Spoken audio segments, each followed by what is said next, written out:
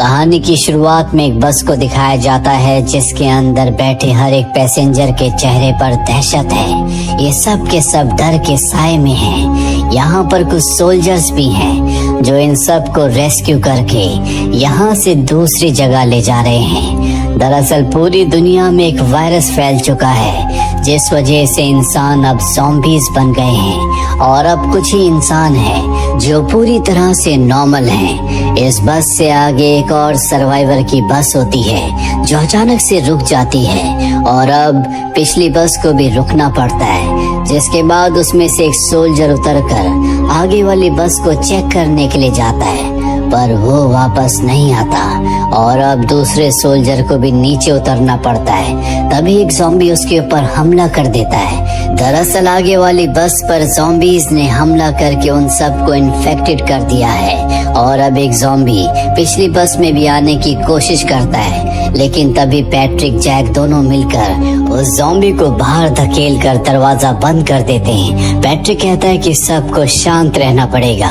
तभी हमारी जान बच सकती है, पर जैक उसकी बात नहीं मानता और बस से नीचे उतर जाता है, जिसके बाद ज़ॉम्बी उस पर हमला करता है। जैक अपने आप को बचा ही रहा होता है कि बहुत सारे ज़ॉम्बीज इनकी बस को चारों तरफ से घेर लेते हैं, जिस वजह से हर एक पैसेंजर को उतरकर अपनी जान बचाने के लिए इधर उधर भागना पड़ता है। यहाँ पर एमा नाम की एक लेडी भी होती है जिसके साथ उसकी बेटी लू भी है। लू को लेकर वो छुप जाती है, पर तभी ज़ॉम्बी उस पर हमला कर देते हैं। तभी वहाँ पर जैक आकर उस ज़ॉम्बी को शूट कर देता है। ये देखते हैं कि उस ज़ॉम्बी ने एमा के हाथ पर काट लिया है, जिसका मतलब ये है कि वो इन्फेक्टेड हो चुकी है और अब यहाँ पर जैक, पैट्रिक और एमा की छोटी बेटी लू है जो इन्फेक्टेड नहीं है, इसीलिए लू को अपने पास रख लेते हैं और यहाँ से बर्फीले पहाड़ों की तरफ चले जाते हैं। दरअसल सर्वाइवर्स का मानना था कि बर्फीले पहाड़ों पर जहाँ पर वेदर बहुत ज्यादा एक्सट्रीम है, बहुत ज्यादा ठंड है, वहाँ पर ज़ॉम्बी सरवाइव नहीं कर पाएंगे, इसीलिए अब ये तीनों के तीनों बर्फीले पहाड़ों पर चले जाते हैं। 9 साल बीत जाते हैं। 9 साल के बाद हमें पैट्रिक को दिखाया जाता है जो बर्फीले पहाड़ों में एक घर पर रहता है। उसका पड़ोसी जैक है। जैक के पास एमा की बेटी लू है जो अब 9 साल की हो चुकी है। जैक ने लू को हमेशा से यही बताया है कि वही उसके डैड हैं, इसीलिए लू जैक को डैड कहती है। साथ ही जैक ने उसको बताया था कि तुम्हारी मॉम की मृत्यु ज़ॉम्बीज की वजह से हुई थी, जिस वजह से वो ज़ॉम्बीज से बहुत ज्यादा डरती है। दरअसल यहाँ पर ज़ॉम्बीज नहीं है, ठंड बहुत ज्यादा होने की वजह से यहाँ पर जितने भी लोग इन्फेक्टेड हुए थे वो सब के सब मारे गए, इसीलिए आज तक लू ने ज़ॉम्बीज को नहीं देखा। उसके दिल में बस ज़ॉम्बीज का डर है। वही पैट्रिक अपने घर में एक डॉग के साथ रहता है। वो कभी जैक से बात नहीं करता।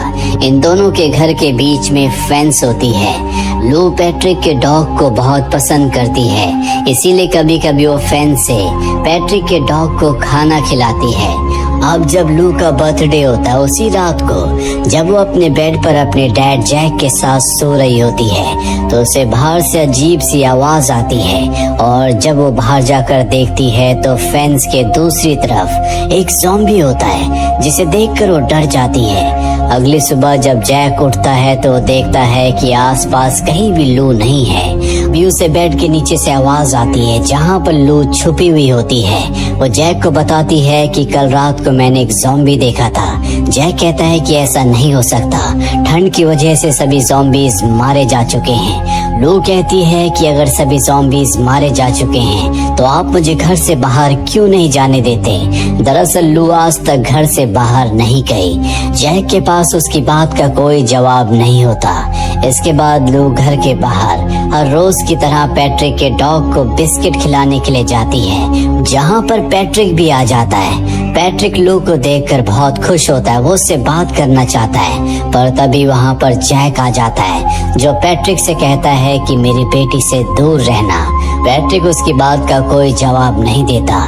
इसके बाद वो अपने डॉग के साथ पास के स्टोर से खाने की सप्लाई लेने के लिए जाता है। दरअसल यहाँ पर आसपास जितने भी स्टोर होते हैं वहाँ का खाना अब भी ज्यों का त्यों है, क्योंकि ठंड बहुत ज्यादा होने की वजह से आज तक खाना खराब नहीं हुआ और यही इनके सर्वाइवल का एक रास्ता है।